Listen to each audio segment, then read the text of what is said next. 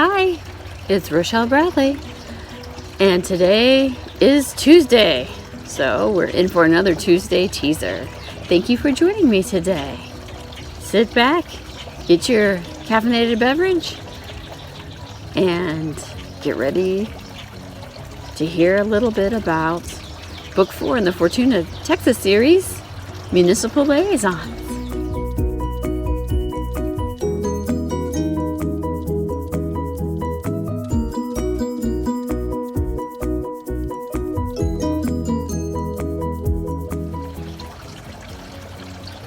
Hi, I'm going to take this opportunity to tell you a little bit about this selection of Municipal Liaisons, Book 4 in the Fortuna, Texas series. Right now, this is fairly early in the book, and it's from Micaela's point of view.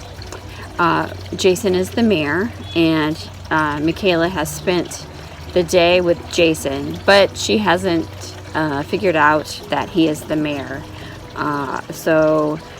She's had quite the tour because he knows a lot about the town and the townsfolk because he knows he knows everyone. But she also got a detailed encounter with the book phenomenon, since she went to all these different places and saw in Hammered there's a bookshelf, and in the different, like the fire station and the different places, there's bookshelves where the men love to get their romance books.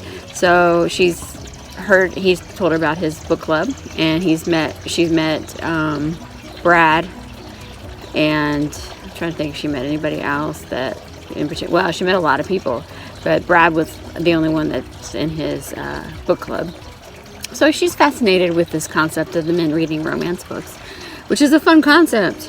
And so anyway, this is after the day they spent the day together. And he has kept the fact that he is the mayor from her, in order for her not to judge him as the mayor. Because they come into town, they were going to have a meeting with the mayor, so that was a business thing. So he wanted her to get to know him as him. So anyway, she's returned to the little hotel where they're staying, and she's with her crew, and she's kind of her friend teases her that she should have snuck out to get a goodnight kiss. So this is the scene from Micaela's point of view, and I'm going to read it to you. So let's go. Micaela pulled open the door to the hotel. A gust of stale air covered her. Glancing to her right, the group of IT guys sat hunched over a poster board. The door silently closed behind her. Kim stood in the background with her arms crossed and a smirk on her face, the only team member with any experience, and she left the IT gang to create the proposal. They were so going to bomb, and Kim would be laughing the whole time. Micaela crept closer to the doorway of the room, catching Kim's attention. Kim met her halfway. So, did you have a good afternoon with Mr. Hottie McHot? Micaela glanced out the glass door as if Jasen might hear. Yes, Jasen was fun. He gave me first-hand knowledge of all the scoop. I met half the town. Did you kiss him? She asked. No, Mick said, glancing out the door again. Maybe she should have. It's not like she would ever see him again. That sucks. You two had chemistry. Even Darren could see it. It had his boxers in a bunch. Kim turned and swiped her hand in a grand gesture. I've had to babysit these morons for the evening. You owe me, girl. Micaela giggled and leaned against the door frame. The IT gang started arguing over whose idea it was to add a clock tower to the courthouse. Chase rolled his eyes and then started writing on the poster. That's not in perspective, Frank pointed to the drawing. Darren won't propose something like that anyway. It's a waste of resources. It's beautification with function. Chase's tongue stuck to the corner of his mouth as he leaned over and added detail. Darren can sell anything. Micaela pushed off the door jamb and pulled Kim into the lobby. She leaned forward and whispered, Darren can sell anything. But Jasen suggested I make the presentation. Kim's eyes narrowed as she studied Micaela's face. What are you thinking? Mick sighed. She threw her hands up and turned around to pace the lobby. I don't know. This is crazy. Spill it, Micaela. Kim tapped her high-heeled toe. Micaela stopped pacing and grinned. I think I want to see if Fortuna will hire me as a consultant. You? Not New Wave Designs? Yes. I'll come back another time. Micaela's heart raced. But you have a no compete clause if you leave the company. Kim shot a glance to the room full of guys. Only 3 months. With a shrug, Micaela crossed her arms. It feels like home. I can imagine a life here. With Mr. Hottie McHot, Kim's bright red lips twisted into a smirk. Heat flared on Micaela's face, and she glanced at the floor. He's a nice bonus, but not the reason. Jasen had asked if she would come on her own, or if she felt obligated to remain loyal to New Wave Designs.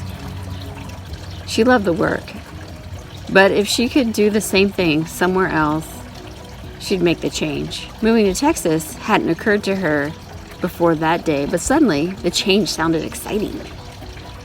Darren wouldn't like it, but she didn't care. It was time to cut those ties for good. I need to go, Mick said, moving toward the door. Uh-huh. Go find Mr. Hottie McHot,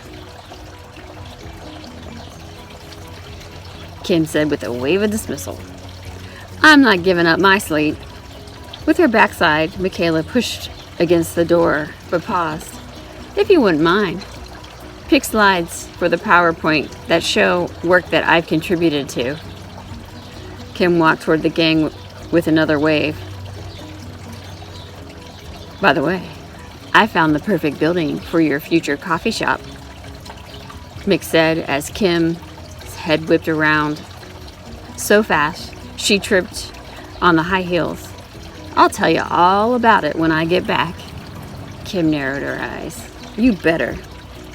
Mick slipped out into the dark, cool evening. She hugged herself, glancing both directions. She didn't see Jasen. She took a guess and headed toward the square. On the corner, she studied the park, but couldn't see anyone. Sad, she crossed to the green space anyway. The black street lamps lit the path. She stopped before the brown statue of Fortuna's founder. After reading the plaque, she ventured to the fountain in the center. The light played on the water, and the bubbling sound soothed her. She found a bench and sat, watching the light dance. She relaxed and found her mind wandering to Jasen. She'd been attracted to him, certainly. She found his scruff on his strong chin sexy. His expressive hazel eyes and dazzling smile were nice.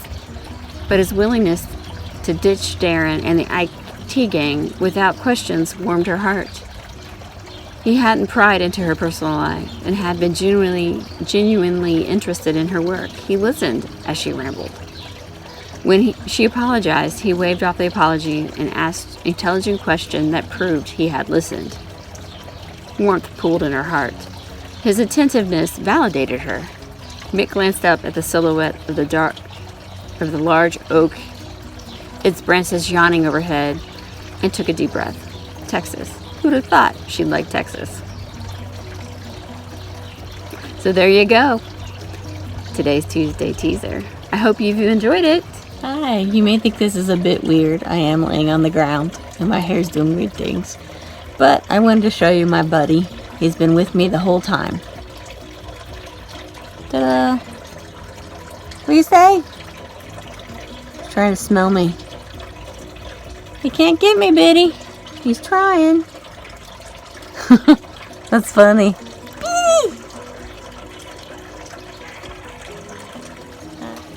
Hi, thank you for reading all the way to this point. I appreciate it. I hope you enjoyed it. While you're here, could you please give me a thumbs up? And also, if you'd like to see more Tuesday teasers, go ahead and hit the little subscribe thing. And probably be around here or here, somewhere here. There'll also be more Tuesday teasers you can watch if you click the link. But if you're looking for a magic word, I have one. No, it's not please and thank you. So don't try to trick people. Although, I don't know, it might be funny. Today's magic words, there's actually 2, are book boyfriend. So you know what to do with that. Also, if you want an extra chance, reply with the magic word, but also add a meme of some cat. We'll just do cats because cats are funny and there's a crap ton of gifs and memes with cats. So you know what to do, and I'll see you next week with another Tuesday teaser. Bye.